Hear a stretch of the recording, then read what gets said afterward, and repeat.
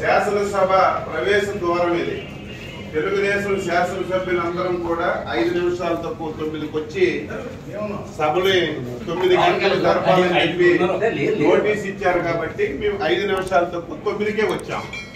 ఇప్పుడు 9:10 నిమిషాలు అయింది. శాసనసభ కనీసం బెల్ల కొట్టలేదు.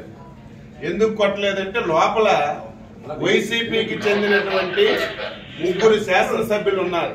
అంటే ఈ ముఖ్యమంత్రి మీద, ఈ ప్రభుత్వం మీద వైసీపీ శాసనసభ్యునికి ఏం నమ్మకం ఉందో ఈ రోజు ఈ శాసనసభ సాక్షిగా ఈ రోజు తెలిసింది.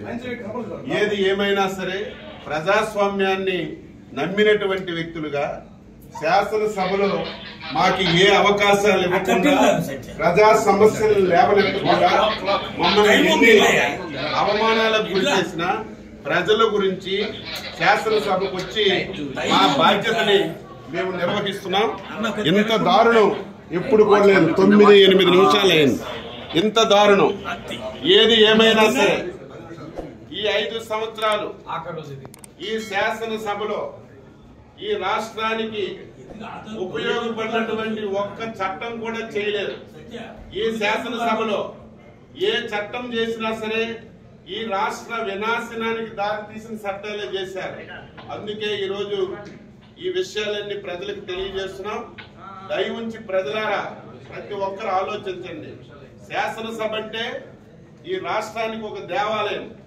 5 కోట్ల మంది ప్రజలకి న్యాయం చేసినటువంటి సభ ఈ సభని ఇంత దారుణంగా తయారు చేశారు.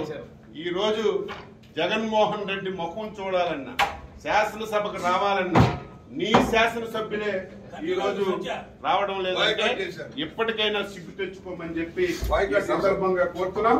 10 నిమిషాలు అయింది. మేము ప్రజాస్వామ్యాన్ని నమ్మిన వాళ్ళగా శాసనసభని గౌరవించాలని 5 నిమిషాల తక్కువ 9కి వస్తే నీ అధికార పార్టీ సభ్యులు ఒక్కరు కూడా రాలేదంటే బుద్ధి తెచ్చుకో జగన్మోహన్ రెడ్డి అని చెప్పి